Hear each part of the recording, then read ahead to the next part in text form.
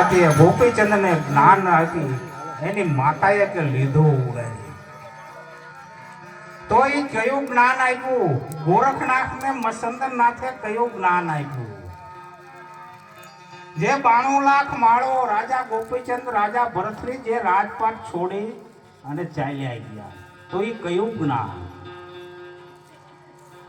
અને વિચાર કરો કે આપણે સંતાનોને કયું જ્ઞાન આપીએ છીએ કે આટલા મકાન જે આપતા હોય ને આ બધાને લાગુ ન પડે, કોઈ બંધ બેસતી પાઘડી ના બાંધી. આપણે આપણા સંતાનોને કયું જ્ઞાન આપીએ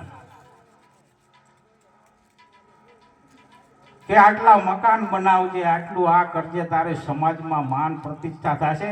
પણ આ તો ક્ષણભંગુર છે, ક્ષણભંગુરો કે જે મળે તારે આનંદ થાય અને જ્યારે છૂટી જાય ને તારે વિખવા થાય. પણ આ તો સંતો મહાપુરુષો તો તમને અખંડ આનંદ આપે કે એ આનંદની અંદર કોઈ દિવસ ખંડિત ન થાય. આવું આ જ્ઞાન છે. પણ એ ભૂલી ભૂલી દુનિયા આ ફરે દીવાની, નો સમજે રે ઓલા અજ્ઞાની, નો સમજે ઓલા અજ્ઞાની, ભૂલી ભૂલી દુનિયા ફરે દીવાની.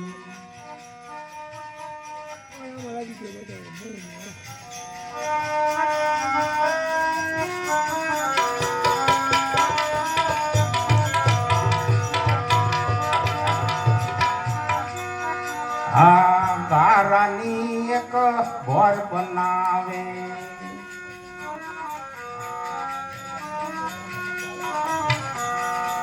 ગારાની એક ઘર બનાવે, એને કંકુને ચોખા ચડાવે રે, એને કંકુને ચોખા ચડાવે રે. બોલાવો તો બોલે નહીં ને,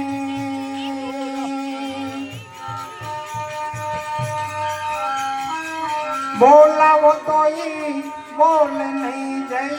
પાણીમાં પધરાવે રે, એને પાણીમાં પધરાવે રે. ભૂલી ભૂલી દુનિયા ફરે દીવાની, ભૂલી હા ત્રાંબા પિત્તળના નાગ બનાવે.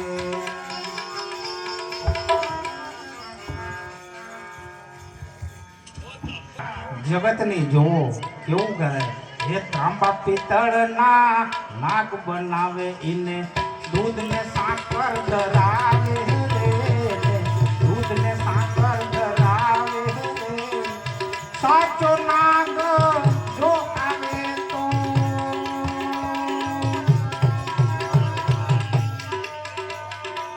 સાચો નાગ જો આવે તો એને ધોકો લઈને ધમકાવે રે, એને ધોકો લઈ ધમકાવે રે.